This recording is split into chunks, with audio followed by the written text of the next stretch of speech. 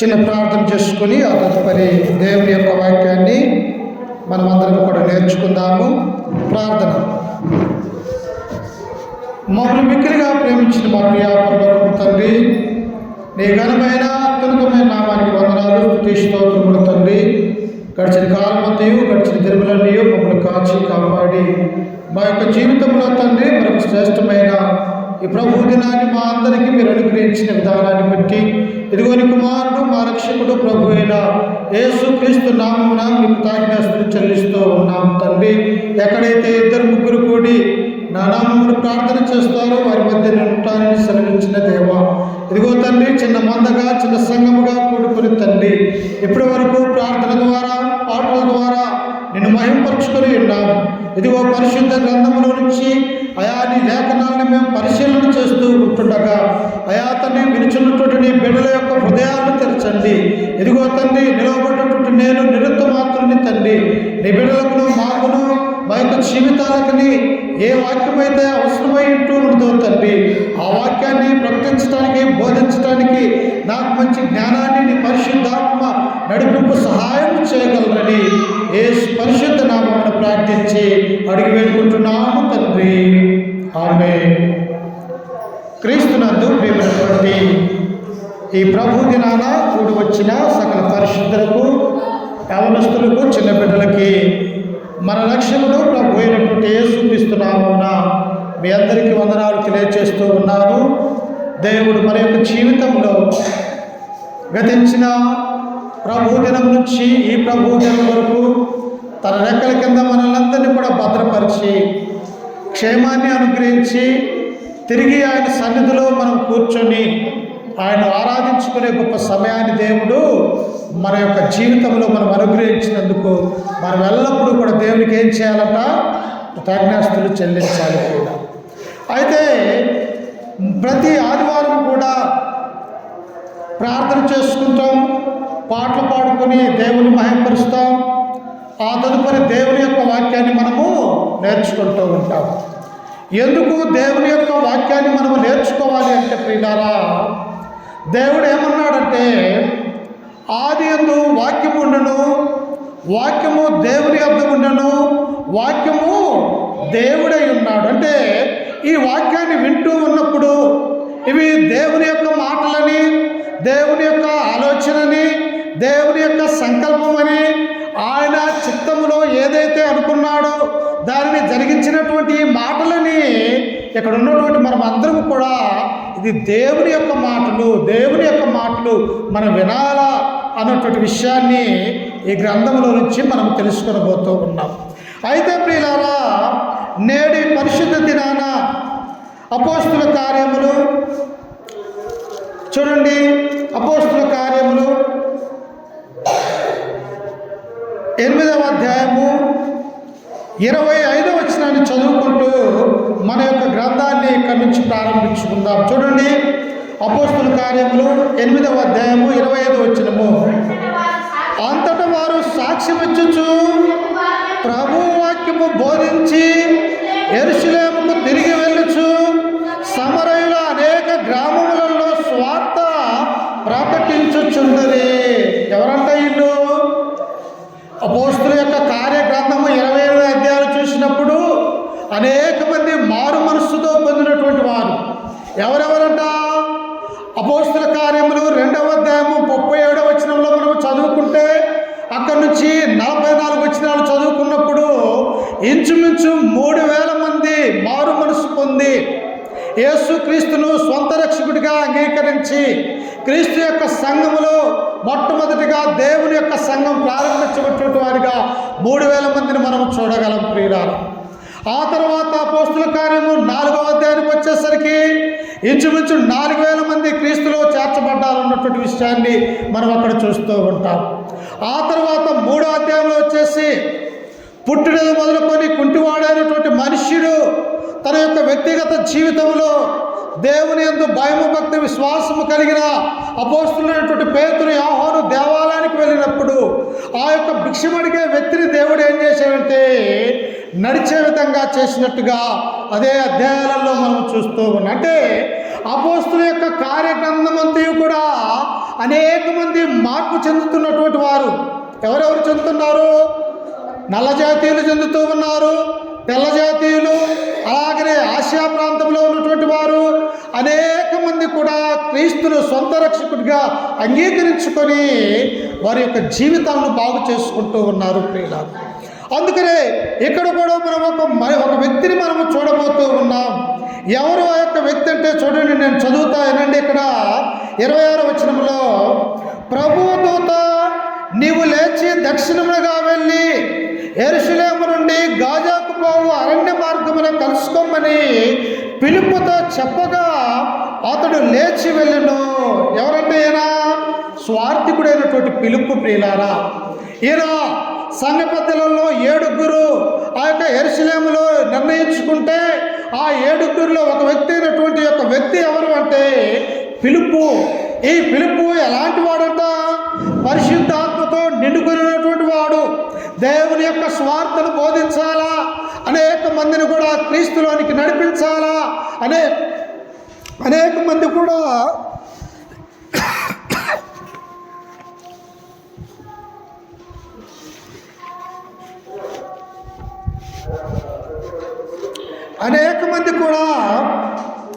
వారి యొక్క మనసులు మారలేక ఈ లోకంలో ఉంటూ ఉన్నారు కనుక ఈ స్వార్థపడినట్టు ఫిలిప్పి ఏం చేస్తూ ఉన్నారంటే సమరయ పట్టణములకు వెళ్ళి కూడా దేవుని యొక్క వాక్యాన్ని ప్రకటిస్తూ ఉన్నాడు ప్రియులారు. ఏంటి ఆ యొక్క స్వార్థ అనగా, యేసుక్రీస్తు వారు ఎందుకు ఈ యొక్క లోకానికి వచ్చాడు, ఆయన ఎందుకు 33 సంవత్సరాలు ఈ లోకంలో జీవించాడు, ఆయన తన యొక్క రక్తాన్ని మన కొరకు ఎందుకు కార్చాడు, ఆయన ఎందుకు మరణించాడు, సమాధి చేయబడ్డాడు, తిరిగి ఎందుకు లేచాడు అనేది స్వార్థ ప్రియులారా. అయితే ఈ యొక్క పిలుపు ఏం చేస్తూ ఉన్నాడంటే సమరయుల మార్గముల ఆ యొక్క గ్రామాలకు వెళ్ళి దేవుని యొక్క స్వార్థను ప్రకటన చేస్తూ ఉన్నాడు ప్రియులారా. మా దేవుని యొక్క వాక్యము ఎవరైనా చెప్పకపోతే ఎలా తెలుసుకుంటారు? మొదటిగా దేవుడు తన యొక్క చిత్తానుసారంగా తన యొక్క పితరులైనటువంటి అనేక మంది విశ్వాసులైనటువంటి భక్తుల ద్వారా మనకు నేర్పించాడు. ఆ తరువాత దేవుని యందు సాత్వికంగా జీవించినటువంటి మోసే ద్వారా దేవుని యొక్క ధర్మశాస్త్రాన్ని దేవుడు మనకు అందించి ఉన్నాడు.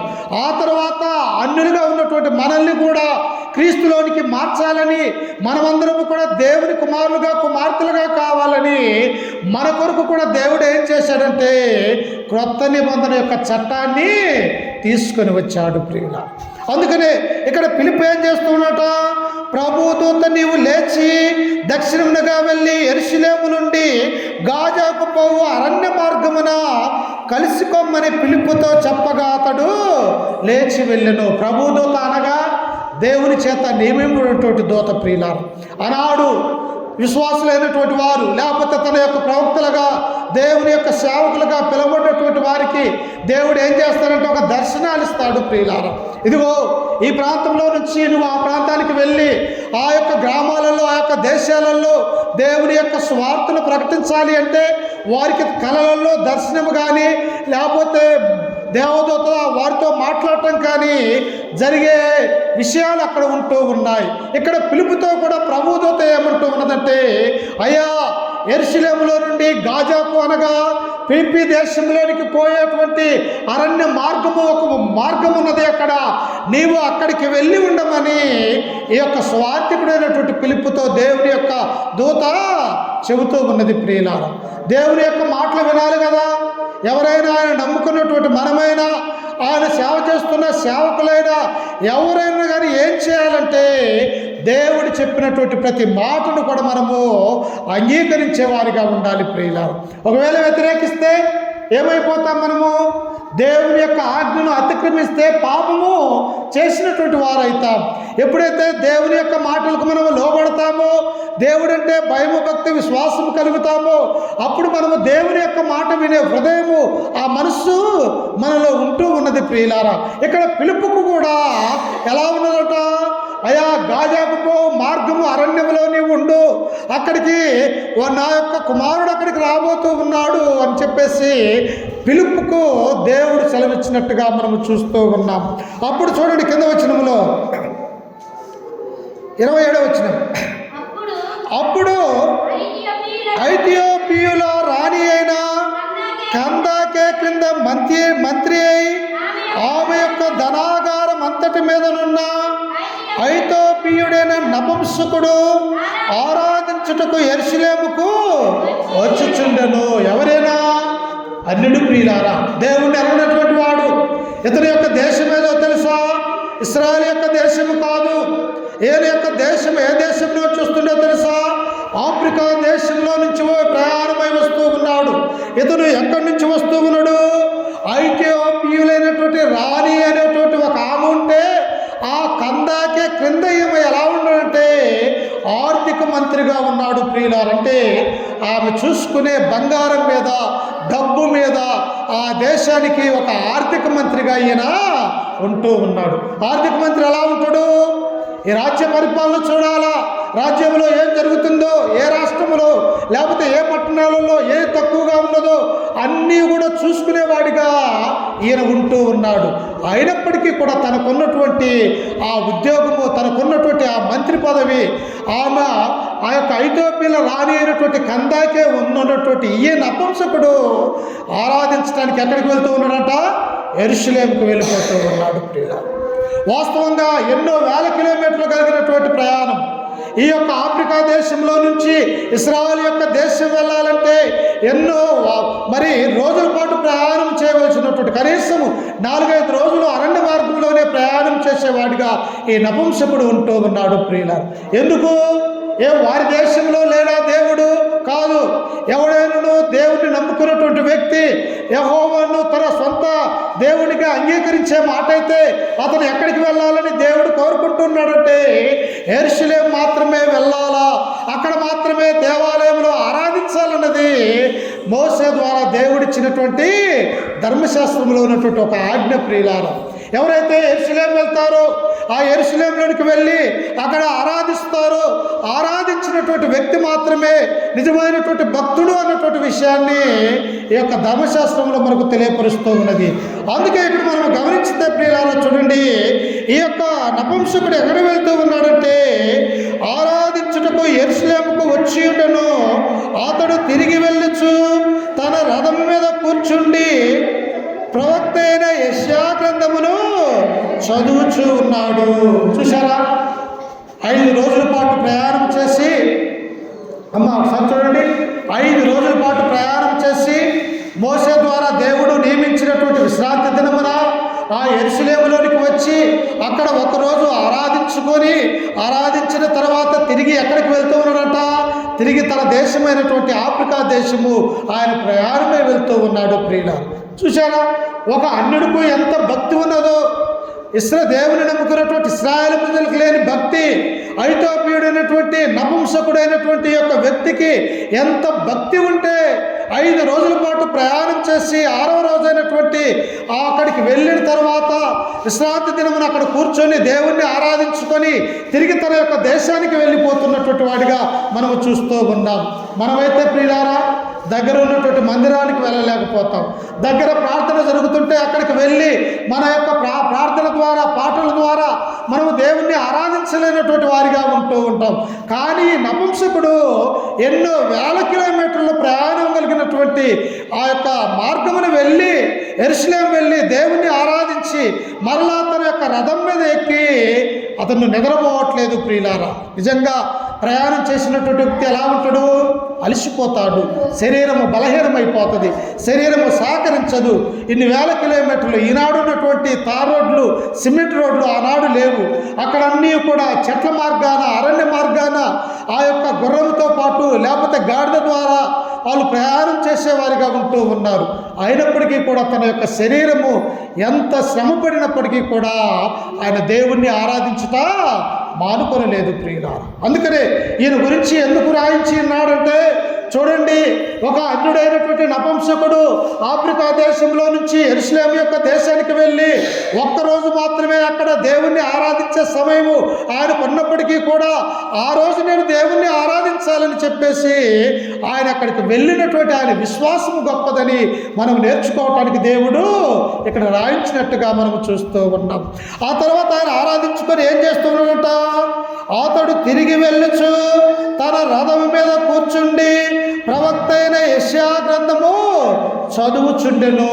ఆయన తిరిగి ప్రయాణంలో తన యొక్క రథం మీద కూర్చొని, రథం ఒక వ్యక్తి నడుపుతూ ఉంటాడు, ఈయన మంత్రి కాబట్టి ఆ రథం మీద కూర్చున్నటువంటి వ్యక్తి నిద్రపోవట్లేదు ప్రియులారా. ఏం చేస్తూ ఉన్నాడట?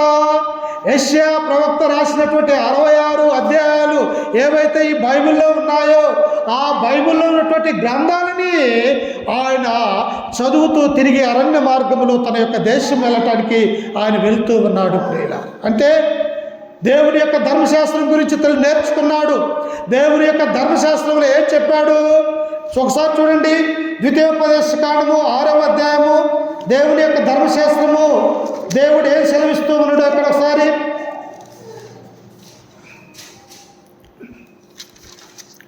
ద్వితీయోపదేశకాండము 6వ అధ్యాయము 6వ వచనం, 6వ అధ్యాయం 6వ వచనం.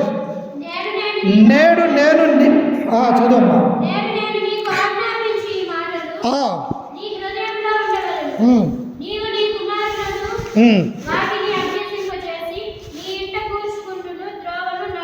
నీవు నీ కుమారులకు వాటిని అభ్యసింపజేసి నీ ఇంట కూర్చుంటున్నప్పుడును, త్రోవన నడుచున్నప్పుడును, పండుకొనున్నప్పుడును, లేచినప్పుడును వాటిని గురించి మాట్లాడవలను. అంటే ఈ నపుంసకుడికి ఏది తెలుసంట?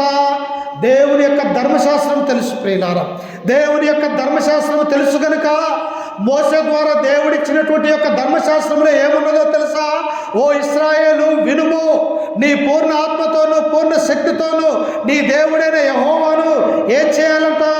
ప్రేమించాలి అని ఇక్కడ సెలవిస్తూ నీ కుమారులకు ఈ వాక్యాన్ని ఏం చేయాలి అంటే, నీవు కూర్చున్నప్పుడు, లేచినప్పుడు, త్రోవను నడిచినప్పుడు ఎక్కడ పడితే అక్కడ దేవుని యొక్క వాక్యాన్ని నేర్పించాలా, వాటిని అభ్యసింప చేయాలా అని ఈ యొక్క వాక్యం సెలవిస్తూ ఉన్నది. కనుక ఈ నపుంసకుడు ఏం చేస్తూ ఉన్నాడట? తాను ప్రయాణమై రథం మీద కూర్చొని ఆఫ్రికా దేశం వెళ్తూ ఉన్నప్పుడు ఈయన నిద్రపోక శరీర అలసట ఉన్నప్పటికీ కూడా యెషయా గ్రంథాన్ని చదువుతూ ఉన్నాడు ప్రియులారా.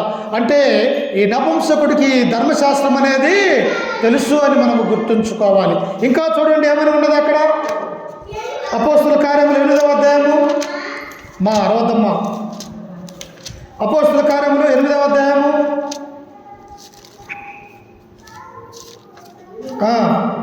ప్రవక్త అయిన యెషయా గ్రంథము చదువుచుండెను. అప్పుడు ఆత్మ పిలుపుతో నీవు రథము దగ్గరకు పోయి దాన్ని కలుసుకొనుమని చెప్పెను. పిలుపు దగ్గరకు పరిగెత్తుకొని పోయి అతడు ప్రవక్త అయిన యెషయా గ్రంథము చదువుచుండగా విని, నీవు చదువునది గ్రహించుచున్నావా అని అడుగగా. చూశారా ఏమంటున్నాడు? పిలుపును దేవుడు ముందుగానే సిద్ధపరిచాడు అక్కడ. అయ్యా, ఒక అన్యుడైనటువంటి నా కుమారుడు యెరూషలేముకు వచ్చి దేవుణ్ణి ఆరాధించి ఆయన మార్గ మధ్యములో తన రథం మీద వెళ్తూ ఉంటాడు కనుక నీవు ముందుగా వెళ్ళి అరణ్యములో గాజాకు పోవు మార్గములో ఉండమని పిలుపుకు దేవుని యొక్క దూత సెలవిచ్చినది ప్రియులారా.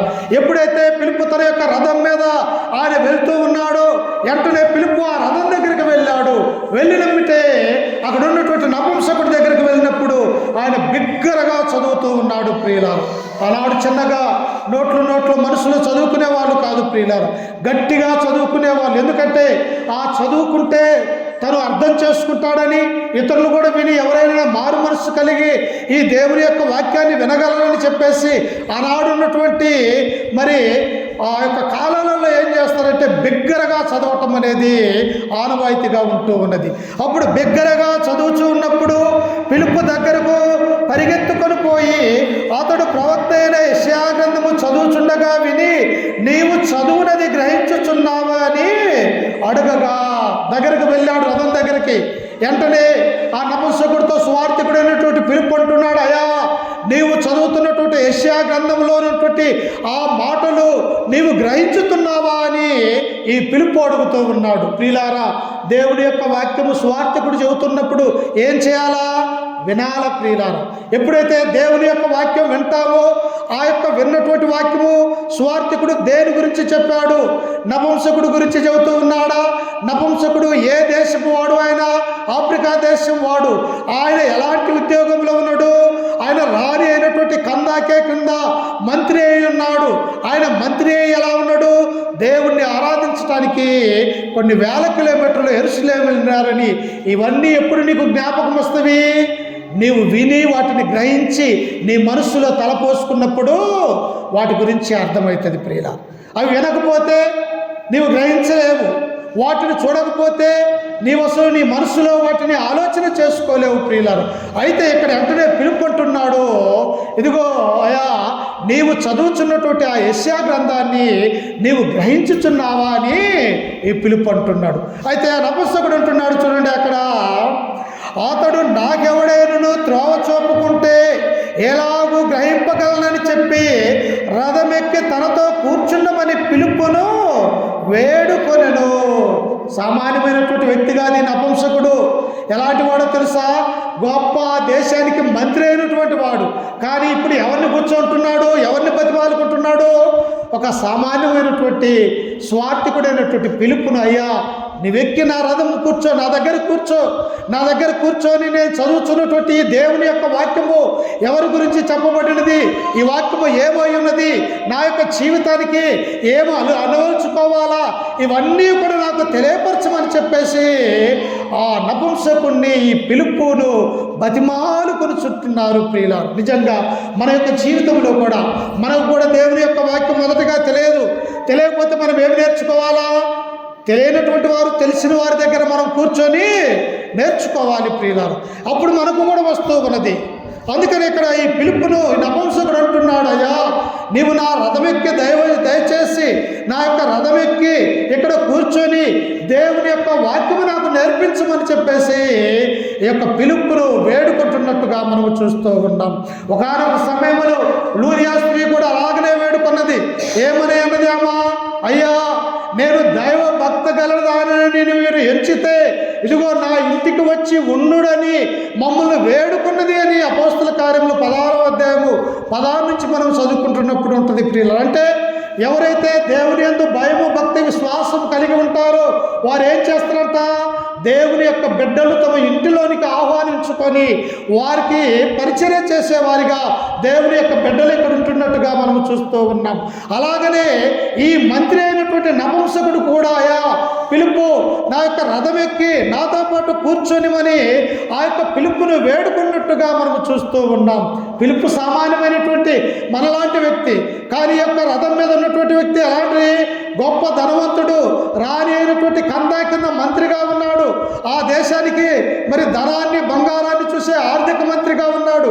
అయినప్పటికీ కూడా ఈ అన్ని పక్కన పెట్టి నా యొక్క ఆత్మ నా యొక్క ప్రాణము రక్షింపబడాలంటే నేను దేవుని నమ్ముకోవాలని చెప్పేసి ఆ యెరూషలేము దేవాలయానికి వెళ్ళి ప్రతి విశ్రాంతి దినము దేవుణ్ణి ఆరాధించుకొని తిరిగి తన దేశానికి వచ్చేవాడిగా ఉన్నాడు. ప్రియుల మన యొక్క జీవితంలో కూడా వారం రోజుల పాటు మనకి ఎన్ని పనులైనా ఉండొచ్చు, కానీ ఆదివారం వచ్చేసరికి మనకి ఎన్ని పనులు ఉన్నప్పటికీ కూడా అది 500దా 1000దా లేకపోతే 2000దా 10,000 రూపాయల పని, ఎంత పని ఉన్నప్పటికీ కూడా మనం ఏం చేయాలో తెలుసా? ఆదివారం నా దేవునికి నేను సమయాన్ని ఇవ్వాలా, నా దేవుని యొక్క మందిరంలో నేను కూర్చోవాలా, నా యొక్క దేవుని నేను ఆరాధించుకోవాలా. నా యొక్క ప్రాణము ఈ విధంగా ఉన్నదంటే, నేను సజీవులుగా బ్రతికానంటే, నాకు మంచి ఆరోగ్యాన్ని దేవుడు అనుగ్రహించాడంటే, నేను ఆయన సన్నిధిలో ఉండి నేను జీవించాలని ప్రతి మనుష్యుడు కూడా ఏం చేయాలంటే ఒక తీర్మానం చేసుకునే వారిగా ఉండాలి. ప్రియులారా, నపుంసకుడు ఇన్ని వేల కిలోమీటర్లు వెళ్ళి నేను ఎక్కడ ఆరాధించగలనులే, నేను ఎక్కడే కూర్చున్న చోట నేను ఆరాధించుకోవచ్చని ఆయన అనుకోవచ్చు కదా? అనుకోలేదు ప్రియులారా. నేను వెళ్ళాలి నా దేవుని మందిరానికి. నేను ఎంత వాడినప్పటికీ కూడా, నాకెంత ఆస్తి ఐశ్వర్యం ధనం ఉన్నప్పటికీ కూడా, లేకపోతే నాకెంత బలం ఉన్నప్పటికీ కూడా నేను దేవుని యొద్దకు వెళ్ళాలన్నటువంటి ఆలోచన కలిగి తన తగ్గింపు స్వభావం కలిగి ఆ దేవుని మందిరానికి వెళ్ళినట్టుగా మనము చూస్తూ ఉన్నాం. ఆయన అక్కడికి వెళ్ళబట్టే ఇలా ఆయన గురించి దేవుడు తన గ్రంథములో జీవ గ్రంథములో వ్రాయవేసింటాడు. ప్రియులారా, అందుకని ఇంకా మనం చదువుకుంటే ఒకసారి చూడండి కింద వచనములో, అతడు నాకెవడైనను త్రోవ చూపుకుంటే ఎలాగూ గ్రహింపగలనని చెప్పి రథమెక్కి తనతో కూర్చుండమని పిలుపును వేడుకొనెను. అతడు లేఖములందు చదువుచున్న భాగమేదనగా, ఆయన గొర్రె వలె వదకు తేబడెను, బొచ్చు కత్తిరించు వారి ఎదుట గొర్రె పిల్ల ఎలాగూ మౌనముగా ఉండను, అలాగే ఆయన నోరు తెరవకుండాను. ఆయన చదువుతున్నటువంటి గ్రంథం ఏందో తెలుసా? ఆ యెషయా గ్రంథములో ఉన్నటువంటి భాగాన్ని ఈయన చదువుతూ ఉన్నాడు ప్రియులారా. యెషయా గ్రంథం ఎప్పుడు రాయబడ్డది? క్రీస్తుకు పూర్వం 730 సంవత్సరాల క్రితం వ్రాయబడినటువంటి ఆ గ్రంథము ఇదిగో క్రొత్త నిబంధన చట్టము వచ్చిన తర్వాత ఈ యొక్క అన్యుడైనటువంటి యొక్క ఐతోపీయుడు నపుంసకుడి దగ్గరికి ఈ మహాగ్రంథం వచ్చినది ప్రియులారా. అప్పుడు ఆయన ఏ వచ్చిన భాగం తీసుకున్నాడంటే యెషయా గ్రంథము 53వ అధ్యాయము 7-8 వచనాలని ఆయన చదువుతూ ఉన్నాడు. ఒకసారి చూడండి, నిజమా ఆయన చదివేది? యెషయా గ్రంథము 53వ అధ్యాయము 7-8 వచనాలు ఒకసారి చదువుకొని ఇక్కడికి వద్దాం. యెషయా గ్రంథము 53:7-8. అతడు దౌర్జన్యమునందును బాధింపబడినను. చదువు 7-8.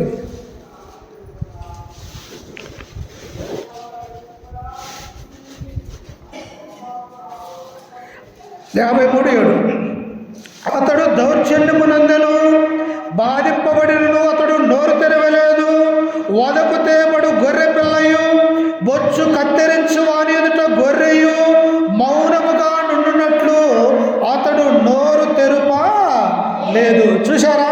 అపోస్తుల కార్యములు 8వ అధ్యాయంలో ఉన్నటువంటి మాటే ఈ యెషయా గ్రంథము 53వ అధ్యాయము 7వ వచనము 8వ వచనములో 2 మాటలు కూడా ఒకటే సూచిస్తూ ఉన్నాయి ప్రియులారా. ఎవరి గురించి అతను చదువుతూ ఉండట?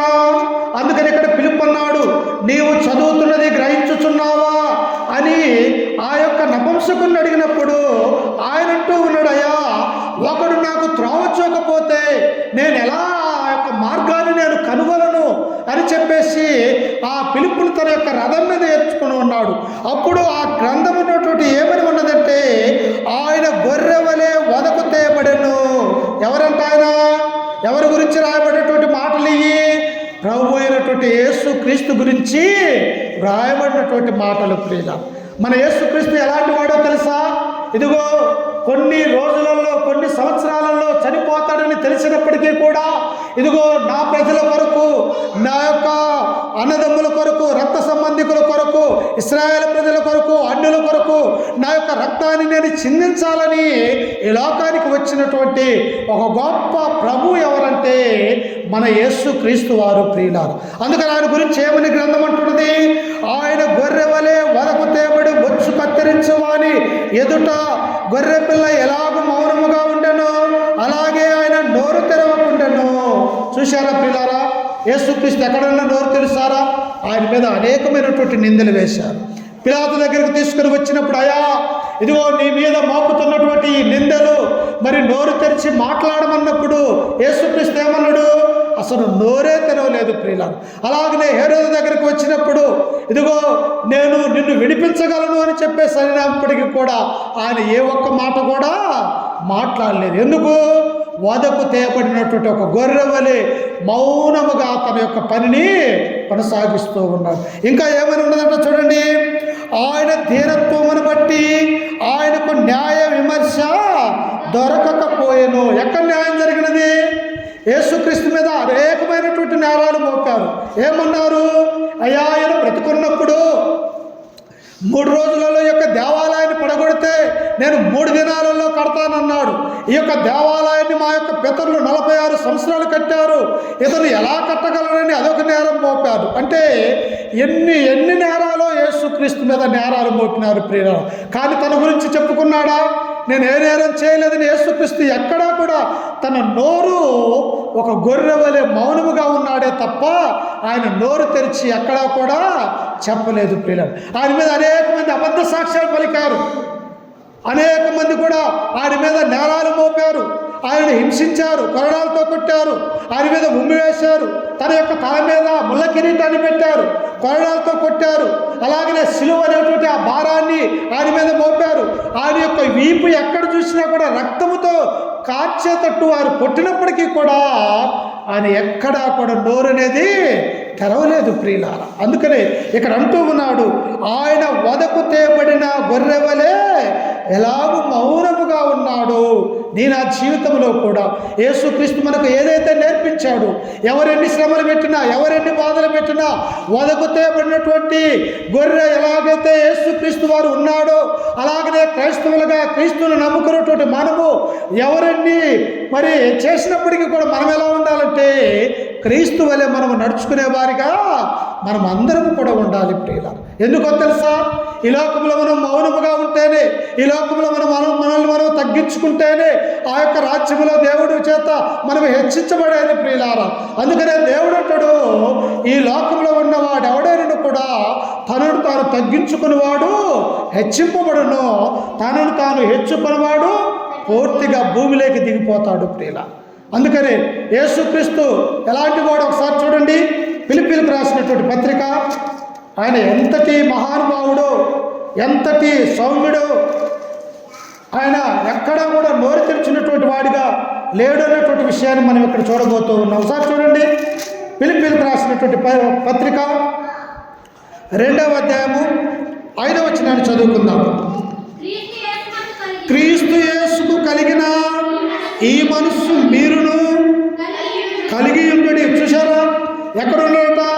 ఆయన వదకు తేబడిన గొర్రె వలె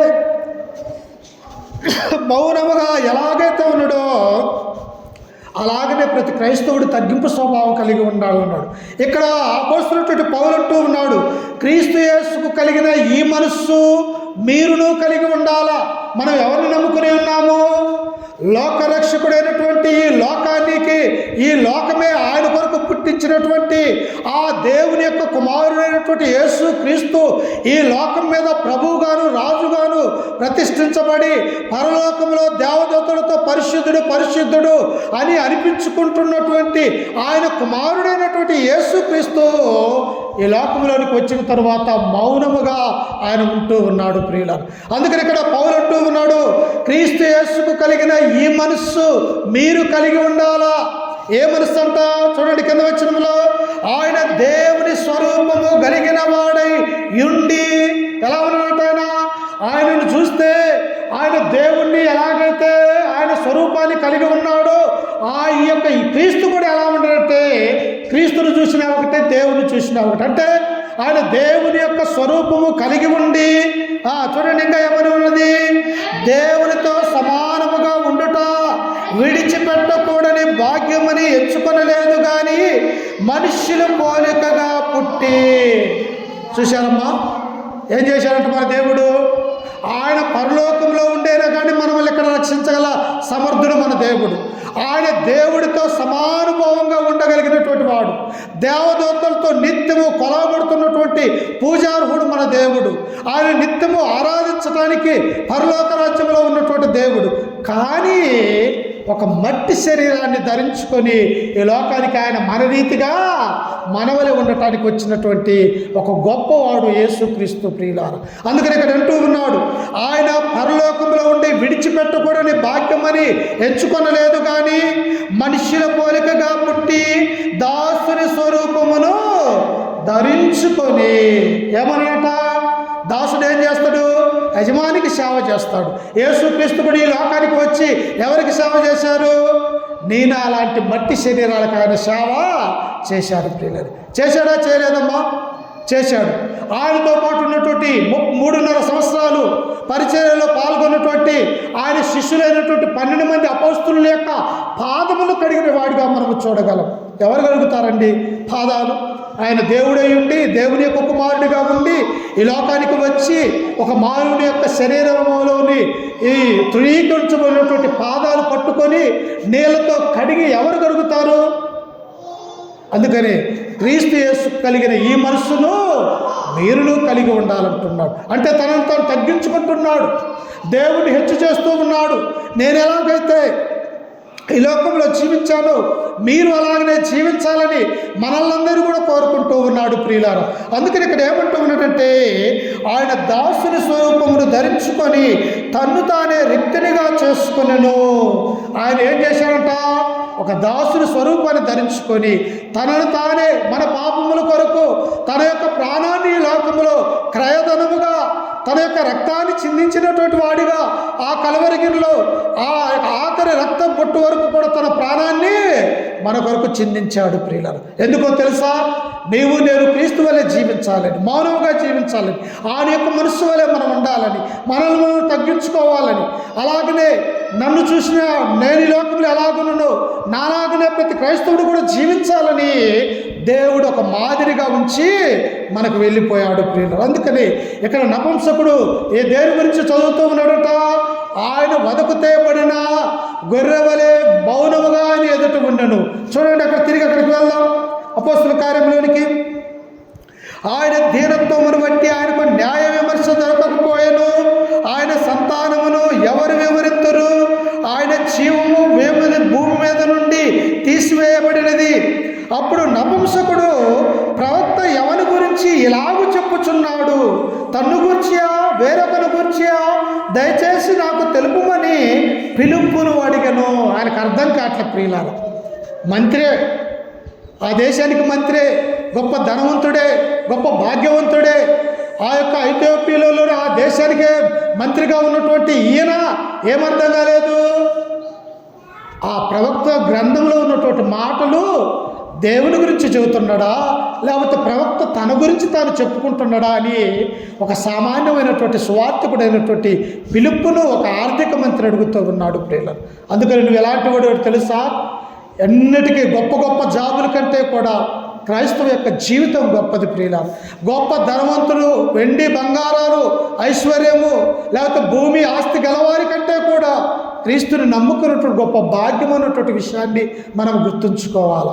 ఇక్కడ ఆర్థిక మంత్రిగా ఉండి ఈ గ్రంథం గురించి తెలియక అయ్యా ప్రవక్త తన గురించి చెప్పుకుంటున్నాడా, లేకపోతే వేరొక వ్యక్తి గురించి ఇక్కడ రాస్తున్నాడా అని ఒక సామాన్యమైనటువంటి వ్యక్తి, స్వార్థకుడైనటువంటి పిలుపును ఒక ఆర్థిక మంత్రి అయినటువంటి నపుంసకుడు అడుగుతూ ఉన్నాడు ప్రియులారా. మనకు కూడా తెలియనటువంటి వాడిని అడగాల. ఈ వాక్యం ఎవరి గురించి చెప్పారు? ఈ వాక్యము దేని గురించి మాట్లాడుతూ ఉన్నది? ఈ వాక్యంలో ఉన్నటువంటి భావము ఏమిటి? ఆ వాక్యముని నేర్చుకోవాలన్నటువంటి తపన నీలో ఉన్నట్టయితే ప్రియులారా, నీవు కూడా నపుంసకుడు వలె దేవుని యొక్క వాక్యాన్ని ఎల్లప్పుడూ కూడా నేర్చుకొని వినేవాడిగా మనం ఉంటాము. వెంటనే పిలుపు అంటున్నాడు చూడండి. అందుకు పిలుపు నోరు తెరిచి లేఖనమును అనుసరించి అతనికి యేసును గురించిన సువార్త ప్రకటించెను. అయ్యా, ప్రవక్త తన గురించి కాదు చెప్పుకునేది, రాబోయే తరములో ఇదిగో కొన్ని 730 సంవత్సరాల తర్వాత వచ్చినటువంటి ఇదిగో కన్యకైనటువంటి మరియ గర్భాన ఉద్భవించినటువంటి దేవుని యొక్క కుమారుడైనటువంటి యేసుక్రీస్తు ఈ లోకానికి వచ్చాడు. 33 సంవత్సరాలు జీవించాడు. ఆయన నీతిమంతుడిగా, పరిశుద్ధుడిగా, దేవుని యొక్క కుమారుడిగా, సజీవుడిగా ఈ లోకంలో ఆయన ఉన్నాడు. అయితే ఏ లోకాన్ని అయితే రక్షించాలని ఆయన వచ్చాడు, ఏ లోకంలో నుంచి అయితే దేవునికి కుమారులుగా కుమార్తెలుగా చేయాలని ఆయన సంకల్పించి వచ్చాడో, తన స్వజాత అయినటువంటి యూదులు, ఇశ్రాయేల్ ప్రజలు ఆయనను శిలువ మరణానికి అప్పగించారు. అన్యులైనటువంటి ఆనాడున్నటువంటి అన్యులు, రోమియులు, యూదులు అందరూ కలిసి ఆ కలవరిగిరిలో ఆయనను చంపేశారు. ఆయన మరణించి సమాధి చేయబడి తిరిగి లేచినాడు. ఈయన గురించే ఈ గ్రంథం రాయబడ్డది అని ఆ యొక్క పిలుపు నపుంసకుడికి చెబుతూ ఉన్నాడు ప్రియుల. వెంటనే ఏమని ఉండదో తెలుసా? కింద వచనంలో ఆయన యేసును గురించిన సువార్త ప్రకటించెను. వారు త్రోవలో వెళుచుండగా, చూడండి 35 వచ్చిన చదువమ్మా, 36.